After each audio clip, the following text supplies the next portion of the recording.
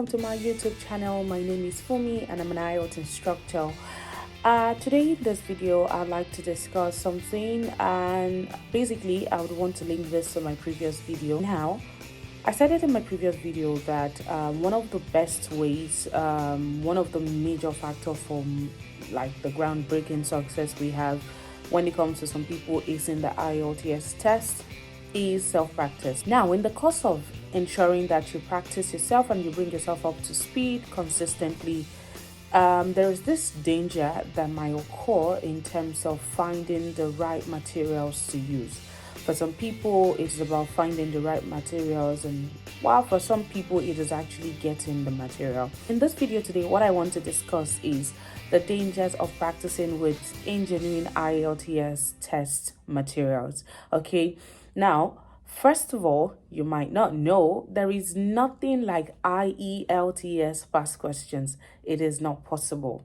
Now, you might not know this, but the truth is IELTS do not repeat question. Oh yeah, it's a fun fact, I know, but they don't repeat question. They've been testing from the 1980s and not for once have they repeated question. And the truth is, we wouldn't actually know if the question is repeated because we actually don't have access to the past questions. They don't release it.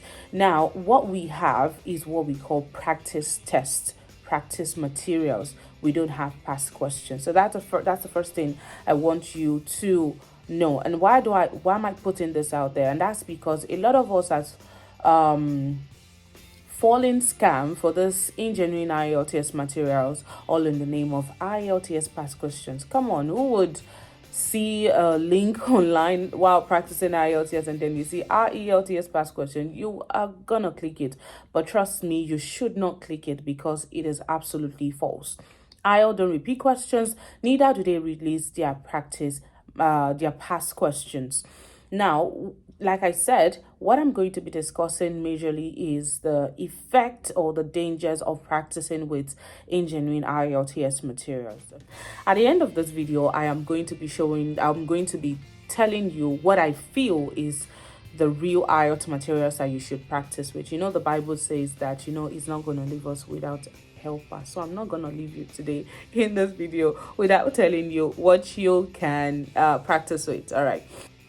So in this video, I'm going to be highlighting 4 of them, okay? 4 major problems that may arise, that will arise, not even may, that will arise when you practice with engineering materials. Now, the first one and the second one are closely intertwined. So, okay, so let's just get into it. So the very first one is it gives false hope. Now, what do I mean by it gives false hope?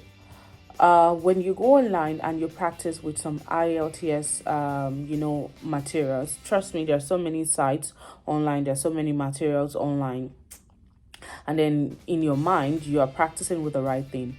Trust me, if you see anytime you're done practicing and then you mark yourself or you score yourself and you see yourself getting high scores, in your mind, you're doing the right thing. In your mind, you're actually, you're doing well, but you're not doing well, because the truth is those questions are not the real questions. Trust me, in that situation, if you're given the real IELTS material, you've been scoring 30 something over 40, when you eventually get the real IELTS questions, at the end of the day, you start scoring low.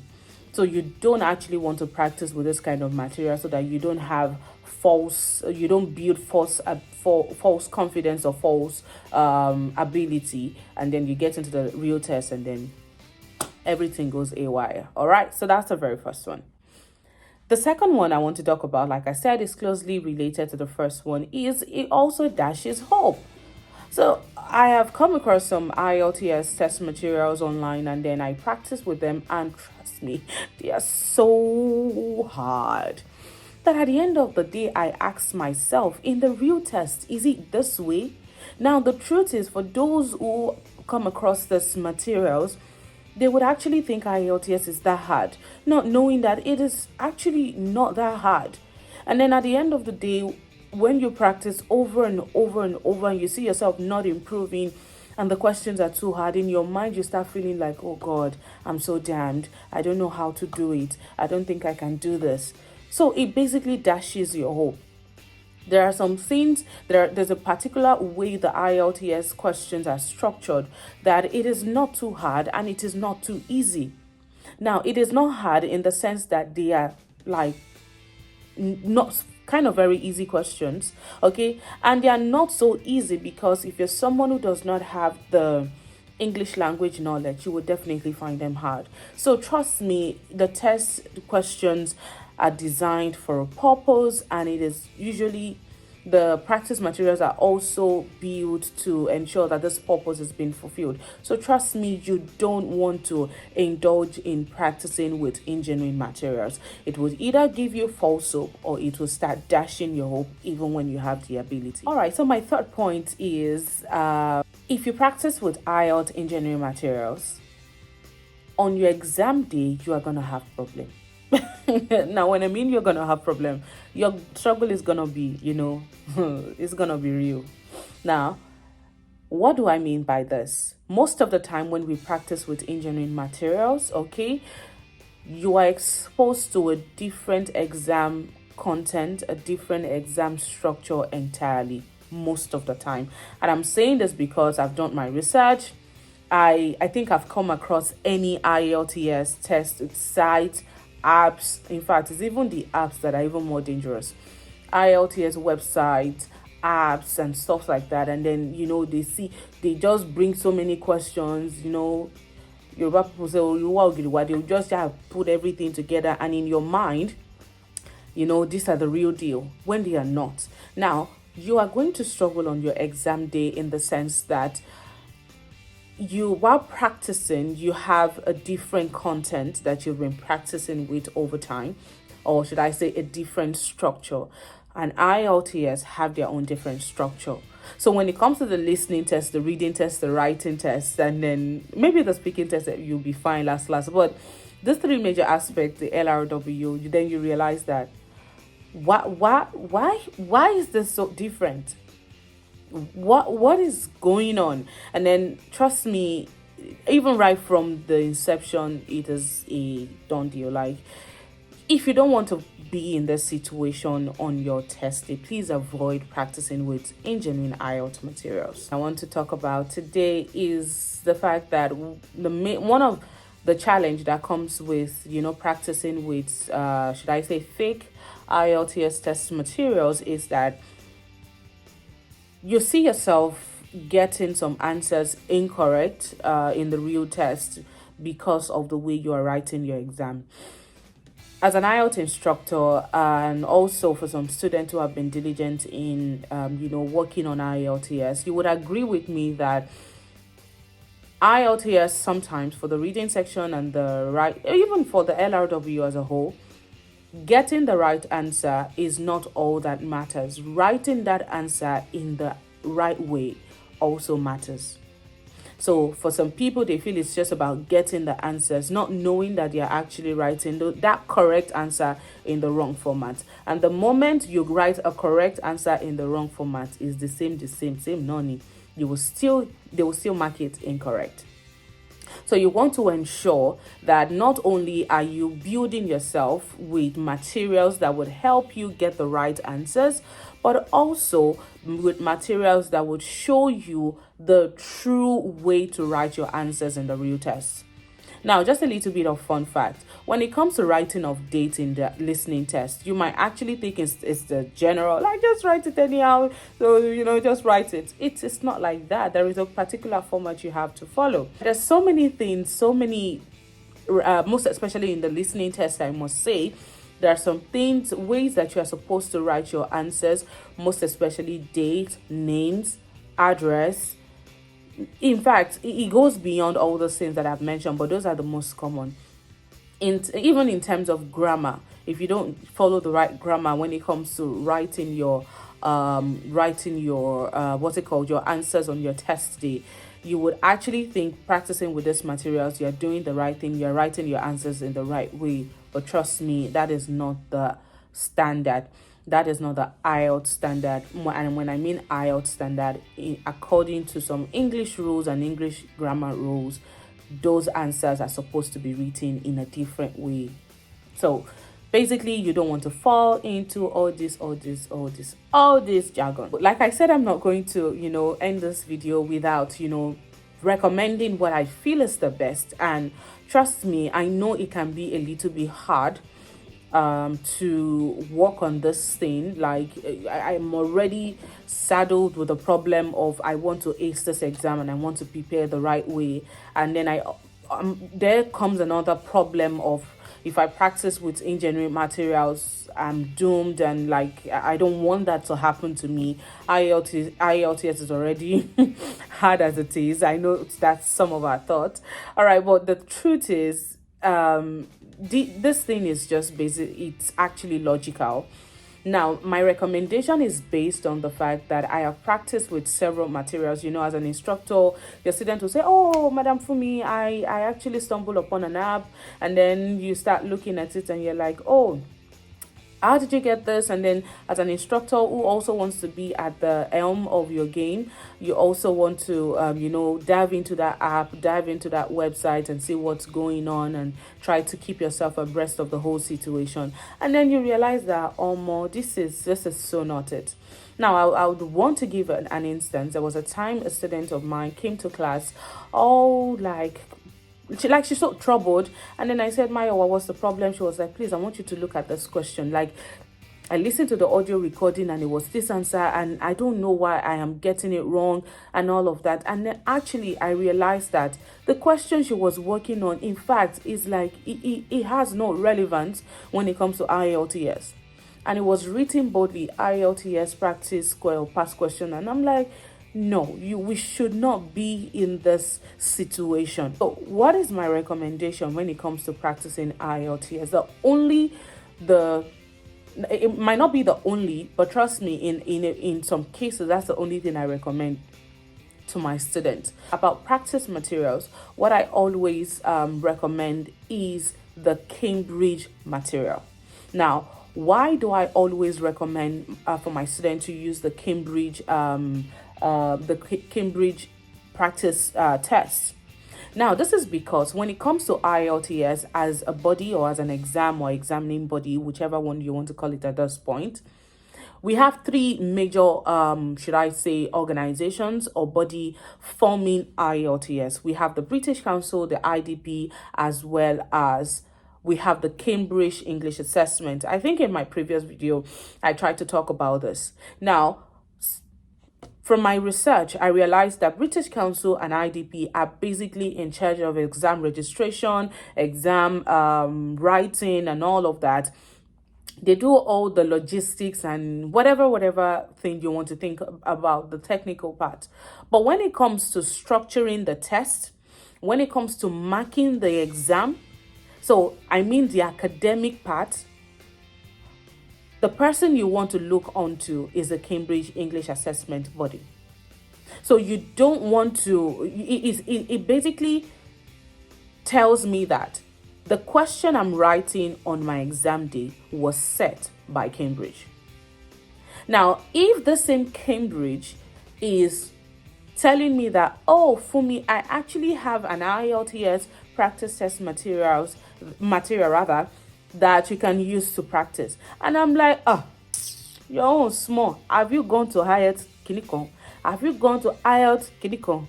They have the best. Now, for me, this sounds illogical. This sounds like VPS, which is Village People Syndrome. Because, no, you're supposed to be looking onto the person who would eventually set your exam questions. So from my own research, I believe that the questions, I found out that the questions and the marking is done by Cambridge, not necessarily by British Council and IDP. The function of British Council is to get people to register, organize a test center, and all of that. And then at the end of the same as IDP, and at the end of the day, once they have all the questions, it is their duty to keep it secured and then deliver it to the Cambridge people, and then the Cambridge people would assess and then take it back to IDP. These are the results of your students. So you really need to ensure that you have the right information and you are practicing or you are preparing yourself with the right information. So For example, the Cambridge materials, I know they are not easy to come by, but trust me, you and I know that, these days we can always find it around. All right, so Cambridge has about, as of now, they have about 18 editions. I'm even quite excited that they're releasing some editions lately back to back, because in the past years, they take time to release it. Now, let me shed more light on Cambridge material. So we have 18 editions from edition 1 all the way to 18. Now, there are some of these editions that are outdated, meaning that the test structure in those editions are no longer applicable now. So practicing with those materials will be like again, VPS, Village People Syndrome. So because it is not what you have in there that you are going to be writing on your exam day, because they are changing their test structure over time. So the most recent is 18, the oldest is 1. So I really do not advise my student to practice with, say, maybe from Cambridge 1 all to Cambridge 7 or Cambridge 8. Now, 9 all the way to around 13, let's say 13. It's a little bit, not so outdated and not so current. But right from 14 all the way to 18 that we have now, I would say that's like the most current format. So this is how I advise. If you can lay your hands on Cambridge 1 all the way to Cambridge 1 all the way to 18, work your way back. Start practicing from 18, move on to 17 and all of that, and then work your way back. So don't start with the most outdated. You're basically building the wrong foundation for yourself. You want to start from the back and go all the way to the, maybe not even get to 7, because what you have in there does not really apply to the exam we're writing now. So you don't want to do that. Also, in an edition, you would find 4 practice materials, 4 practice tests covering the 4 practice texts covering listening, reading, writing. So I have 4 listening exercise, 4 reading exercise, 4 writing exercise, and 4 speaking exercise. So you just want to ensure that you walk yourself around all those things. So for me, it is enough. So if I have about, say, 10 of this, that's 10 editions times 4, so that's about 40 practice materials, and hey, that would in a way build your knowledge. Now, I also have some sites that I've reviewed over time, and I think, yes, they are not exactly 100% truthful, and in a way you argue with some of their answers because they are not so nice, or they are not really following the Cambridge standard. Okay, perhaps I'll put a list of those websites here. They are not much, okay, because trust me, the most popular ones are even the worstest. So if you don't find them on my list, that means I do not trust them. So I'm going to put a list of those in this video or in the comment section, so you can check it out for yourself, and also try to download some Cambridge materials and practice with them. Whatever you find in Cambridge, whatever level of difficulty you find in Cambridge, is what you would face on your exam day. Nothing more, nothing less, compared to some other ones that we've already discussed that are so not good for you. So I feel it is of great importance that I try to, make this video and put it out there, so that you are not, I don't know what word or what proverb or what idiom to use, but basically so that you are not, struggling in vain. So it is better that you prepare with the right materials. And I hope you've been able to pick a thing or two from what I have discussed, and I hope that you're going to apply this in your IELTS preparation journey. And I would also want to put this out there. If you have any questions for me, if there's anything you'd like me to talk about as regards IELTS, is there something that sounds mysterious about IELTS that you would want me to perhaps weigh in on, you can always drop a comment in my comment section, and I will definitely answer or try to make a video on it. So at this point, I like to drop my pen in the basket of motivation.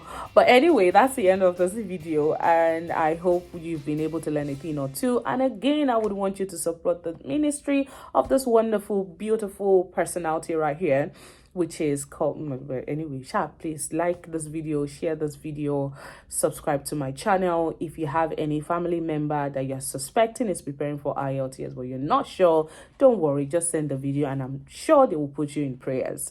Thank you so much for watching till the end if you have, and again till I see you in my next video, my name remains for me. Bye for now.